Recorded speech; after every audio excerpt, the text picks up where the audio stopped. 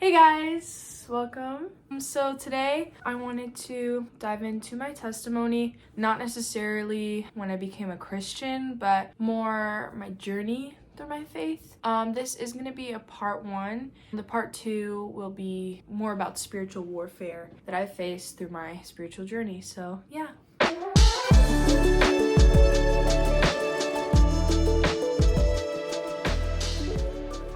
So basically, I was born to a secular father and a Christian mother. All throughout my childhood and even now, I'm able to see how different their lifestyles are. They both, you can see that they both have the same amount of flaws. Their outlooks on those flaws and how to combine them are just so different. And seeing that growing up has really led me to believe that Christianity has some validity to it. I've also been able to see how my mom has much more compassion for the less fortunate, and that she really has an affinity for apologizing and forgiving, and that has really shaped me since birth.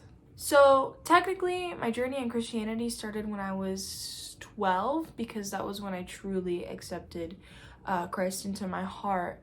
And at the age of 12, I attended a Let Us Worship concert because I was dragged there by my mom. And I didn't really want to go, but she made me, so I guess I was just okay with going. We get to this concert and it feels right, it just feels good. And then an hour or so into the concert, the Let Us Worship people started calling people up to the front of the stage for prayer, and I just felt this force in my soul to go. I felt I was being pulled, and I just needed to go. And I get to the front of the stage and they start praying for me, and I just felt this burden lifted off of me, this weight on my chest just gone. And I can't even know how to explain that. I just felt this weight and then it was gone. And then I felt this heat, this warmth in my soul, and I felt peace, and I just felt so good, and I wanted more, and I just felt so okay. And so after that, I kind of had this kind of sense of I'm a Christian, I believe in God, I believe in Jesus, and I believe in all this and that, and I'm gonna, stick to this because this is my belief. And yeah, I wouldn't call myself lukewarm. I definitely knew what I wanted, and I knew that I had to live a Christ-like life, but I wasn't reading my Bible every night. I still struggled with anxiety and stuff, so I was halfway there, or 3/4. Fast forward to September 4th, 2021, I was helping my mom as a production assistant on a faith-based production with Janet Porter. Pretty cool. But yeah, I was helping my mom with that, and literally the day that I started helping out is the day that this crazy story, which I'm about to say, happens. Okay, so towards later in the shoot, a woman calls one of the actresses on set, and this woman calls saying that her nephew had drowned in a pool and was unresponsive for 2 minutes. And we all we stopped the film, the production, in that moment. We just paused it, we put it on hold, and everyone put worship music on, and everyone was praying on their knees and praising God, and everyone was just praying and praying and praying for this little boy to come back to life. And I was sitting there just in awe. I was praying too, but I didn't know what I was really doing. I was just kind of sitting there looking at everyone, and I saw how dedicated everyone was and how they were so persistent, and they kept praying. And I looked at my mom and she starts thanking God, and I was why is she thanking God? That's weird. She's thanking God, but this little boy, we don't know if he's alive or not. And then we get a call, I don't even know how much longer later, we get a call that the little boy is okay, he's responsive again. That's a miracle right there. I literally witnessed a miracle, and it was insane.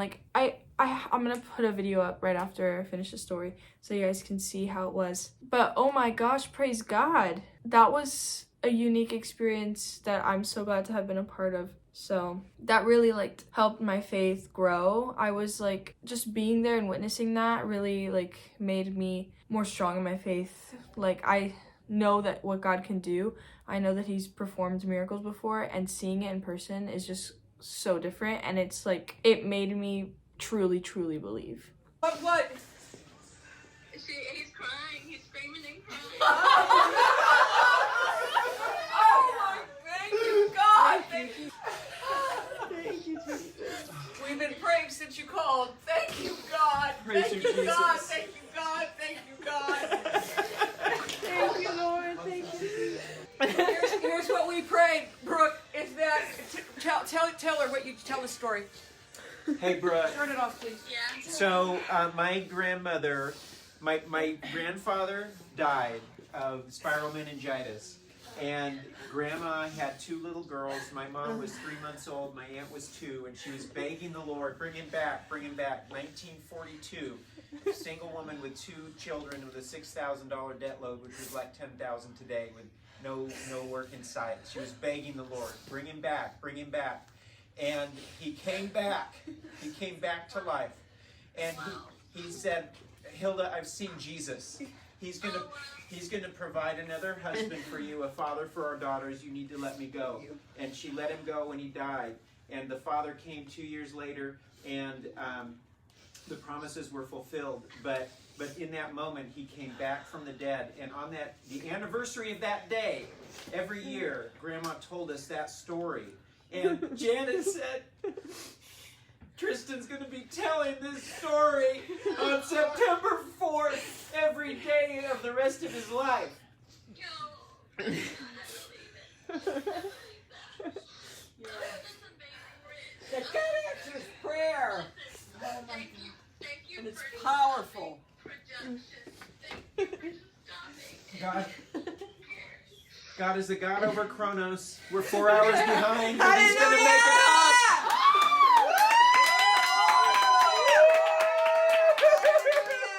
Bless you, Tristan. So what you're saying is, God resurrected your nephew from the dead. So go back to the show. Now go make a comedy. Yeah, let's go. Go make a sitcom. We love you. Oh, we love you. Jesus, thank you, Jesus. Thank you, Jesus. So, February 25th, 2023, I was at the movies with my cousin Kelly. So, me and my cousin Kelly were at the movies going to see Jesus Revolution. Super good movie. I do definitely recommend. And we enter the movie theater, we sit down in our seats, and the first scene is about baptism. And you see everyone on this big ginormous beach getting baptized, everyone. And then the rest of the movie, there are so many other instances where people are getting baptized. So me and her, like both Kelly and I, really, we are Christians, and we both haven't been baptized at this point, and we are just like, this is a sign. Like, this gotta be a sign. Because we were talking about it before. Like, we want to get baptized. And then after the movie, we're talking about getting baptized and when we could do it. Like, all of that. Fast forward to the next day, and we're at church. Like, a different church I never go to. It's not her home church. We're in a different city. And we go to this church, and right when we walk in, we see this big stand with shirts that they're selling for Baptism Day, Easter Baptism Day. And we're like, oh my gosh, we were just talking about baptism last night. We saw a movie with baptism. This is God. Like, God is telling us to get baptized at this church on Easter.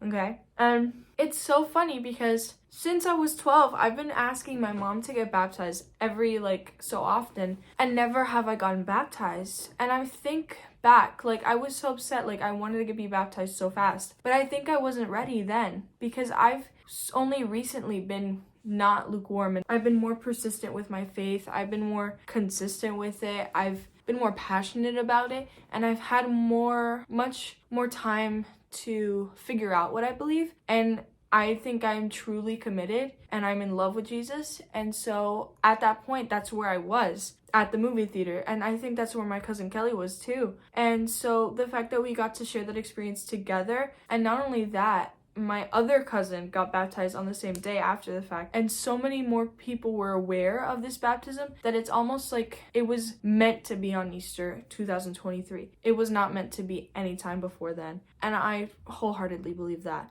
So on Easter Sunday, we end up getting baptized. And basically my message, I have a short little message. If you are hesitant about getting baptized and you are a believer, stop. Don't be hesitant. go get baptized right now, okay? In the Father and the Son and the Holy Spirit, the whole shebang. Get baptized right now, okay? Because that's the time I've encountered God before, but when I was baptized, I just started crying and I let everything out, and it was the most beautiful experience of my life, and I truly felt more connected to God than I have in my entire life after I've been baptized, because it's not just a public declaration of your faith. I don't even know how to explain it. Okay, you research baptism on your own time, because that's a really good subject, and maybe I'll talk about it in the future, because baptism is really important.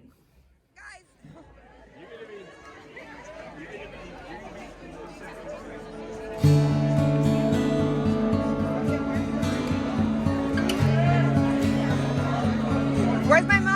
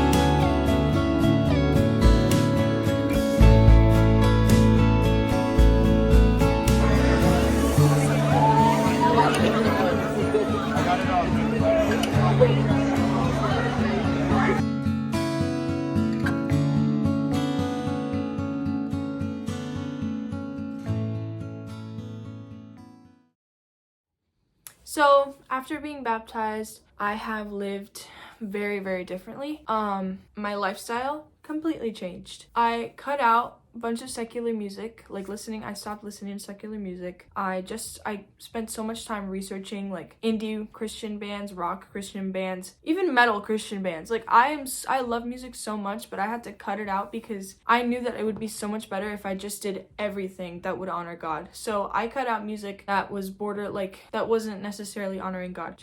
I just wanted to listen to happy music. That's it. I'll talk more about music in the future, so don't let me forget that. Music is really, really, really, really, really, there's a lot to talk about music, and that's why I had to cut out secular music. Okay. I also did refrain from watching too much secular media, like on YouTube and Netflix, but it was really hard, and I kind of struggled with that, so I did give in a few times, but I was making some progress. And then I'd also been trying to read my Bible more and set up a prayer routine, and that's where I encountered my first blatant spiritual attack. So thanks for watching. I'm gonna talk about spiritual warfare more in my next video, in part 2. But yeah, that's basically how I came to the faith and how I've been up to now. So yeah, thanks for watching, and I hope you enjoy. Comment down below any other topics you want to hear. I know there's not many people following my videos right now, so if you're just new or old, or I know you and you know me, just tell me what you want to see. So yeah, thank you. Bye guys!